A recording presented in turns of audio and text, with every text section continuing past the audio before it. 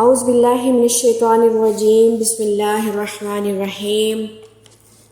حضرت فضالہ رضی اللہ تعالیٰ عنہ کہتے ہیں کہ میں بڑا شوقین تھا عورتوں کا، اور کہتے ہیں کہ میرا ماحول یہ تھا کہ میں قتل بھی کر لیتا تھا اور چوری بھی کرتا تھا معاذ اللہ، اور کہتے ہیں کہ میری طبیعت ایسی تھی کہ نئی سے نئی عورت کے پاس جانا مجھے پسند تھا۔ کہتے ہیں ابو جہل نے اعلان کیا کہ جو نبی اکرم صلی اللہ علیہ وسلم کا سر اقدس معاذ اللہ کاٹ کر لائے گا 100 سرخ اونٹ انعام دوں گا۔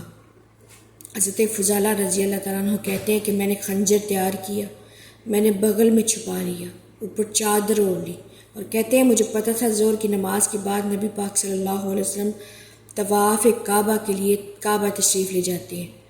تو کہتے ہیں میں راستے میں نکلا تو راستے میں جس عورت کے گھر جانا تھا رات، وہاں پر جب جانا تھا میں نے دروازے پر دستک دی جانے سے پہلے تو میں نے اس کو کہا کہ تیار رہنا، میں بڑے پیسے لے کر آؤں گا آج۔ تو حضرت فضالہ جو ہے وہاں سے چل پڑے۔ اب خانہ کعبہ کا حضور نبی کریم صلی اللہ علیہ وسلم طواف فرما رہے تھے، آپ کی ہمت نہیں ہوئی کہ کوئی حرکت کر سکیں۔ پہلا طواف مکمل ہوا، دوسرا مکمل ہوا، تیسرا مکمل ہوا۔ جب چوتھا اور پانچویں کے قریب پہنچے تو آقا صلی اللہ علیہ وسلم نے فرمایا کہ فضالہ 5 طواف پورے ہو گئے ہیں۔ تو پھر 5واں مکمل ہوا، پھر 6 پہ جب آئے تو پھر آقا صلی اللہ علیہ وسلم نے پوچھا کہ فضالہ 6 طواف مکمل ہو گئے ہیں۔ 7ویں کے جب اس کی تو ہمت نہیں بن رہی تھی، تو آقا صلی اللہ علیہ وسلم جب 7 مکمل ہوئے تو فرمایا کہ فضالہ جس مقصد کے لیے آئے ہو وہ کرتے کیوں نہیں ہو؟ تو وہ ڈر کے اور سہم گیا کہ یا رسول اللہ کس کام کے لیے؟ تو آپ صلی اللہ علیہ وسلم نے اس کو جھٹکا، کندھوں سے پکڑ کر جب جھٹکا تو خنجر جو بغل میں چھپایا تھا چادر کے نیچے وہ جھٹکے سے نیچے گرا اور وہ سامنے نظر آ گیا۔ تو جب وہ خنجر نیچے گرا تو آقا صلی اللہ علیہ وسلم نے دیکھا تو فضالہ کہتے ہیں کہ میری اتنی کیفیت اور اتنی کپی تاری تھی کہ میں خنجر تو نیچے گرا لیکن میں خود بھی حضور کے قدموں میں گر گیا صلی اللہ علیہ وسلم کے۔ تو کہتے ہیں کہ میری ہمت نہیں تھی، آیا تو تھا قتل کرنے، لیکن اب آپ مجھے اپنا کلمہ پڑھا دیجئے۔ تو آقا صلی اللہ علیہ وسلم نے اس کی حضرت فضالہ رضی اللہ تعالیٰ عنہ کے قلب پر جو ہاتھ پھیرا اور دعا کی، اللہ تعالیٰ نے ان کو دین کی دولت سے، ایمان کی دولت سے مالا مال کر دیا۔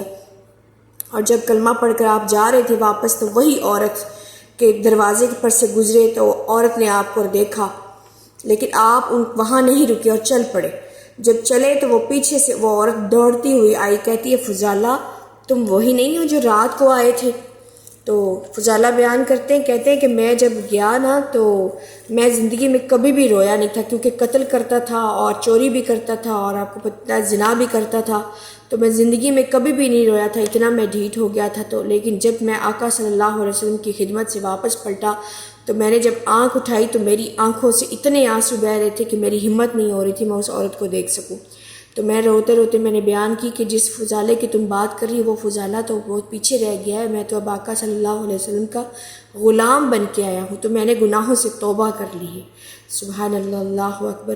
یہ ہوتی ہے توبہ، جب انسان توبہ کرتا ہے تو سارے گناہ جو ہے وہ دل سے نکال دیتا ہے، وہ اللہ سے اقرار کرتا ہے، وہ توبہ کر لیتا ہے، اس چیز سے ہٹ جاتا ہے۔ تو ایمان کی دولت بھی اللہ تعالیٰ ان کو عطا کرتا ہے جو توبہ کرتے ہیں، جو پابند ہو جاتے ہیں، جو اس بات پہ پکے اور ڈٹ جاتے ہیں، پکے ہو جاتے ہیں، یہ ہوتی ہے توبہ۔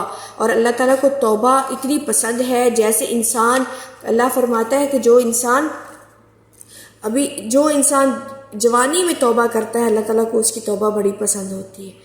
تو یہی بات ہے کہ توبہ جب انسان کرتا ہے، جب انسان غلطی کرتا ہے تو معافی کر لیتا ہے، تو اس کی معافی سے کوئی انسان چھوٹا نہیں ہوتا۔ اسی طرح اللہ تعالیٰ کی بارگاہ میں جا کر گناہوں کی توبہ مانگے، اللہ تعالیٰ سے گناہوں کی توبہ اور مغفرت طلب کریں، اللہ تعالیٰ ضرور عطا کرتا ہے، معاف کرتا ہے اور گناہوں کو دھو ڈالتا ہے۔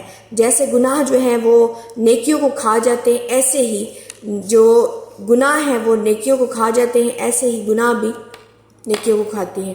تو دونوں بات ایک ہی ہے، اگر کوئی ایسا عمل ہو جو ہم نے آپ نے ساری زندگی گناہ کیے اور اللہ کے سامنے رو کر گڑ گڑا کر توبہ استغفار کر کے توبہ کر کے اللہ کو منا کے آپ نے اگر اس گناہوں سے توبہ کر لی تو اللہ تعالیٰ آپ کے تمام گناہوں کو نیکیوں میں بدل دیتا ہے۔ تو یہ کوئی نیکیاں اس طرح رائے گاہ نہیں جاتی، اور اگر آپ ساری زندگی نیکی کرتے رہیں اور بعد میں کوئی ایسا عمل اللہ تعالیٰ کو ناپسند ہو جس سے آپ کی ساری نیکیاں ضائع کر دی جاتی ہیں، تو یہ تو اللہ اور اس بندے کا تعلق ہوتا ہے۔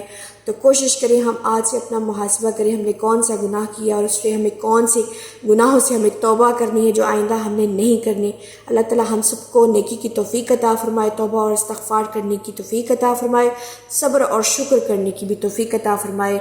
ہمارا سننا، یہاں پر بیٹھنا، جتنے بھی جن کے سامنے سے یہ ویڈیو گزر رہی ہے، اللہ تعالیٰ ان کی تمام حاجتوں کو قبول و منظور فرمائے، اسی دعا کے ساتھ کہ اللہ تعالیٰ ہم سب کی توبہ قبول فرمائے۔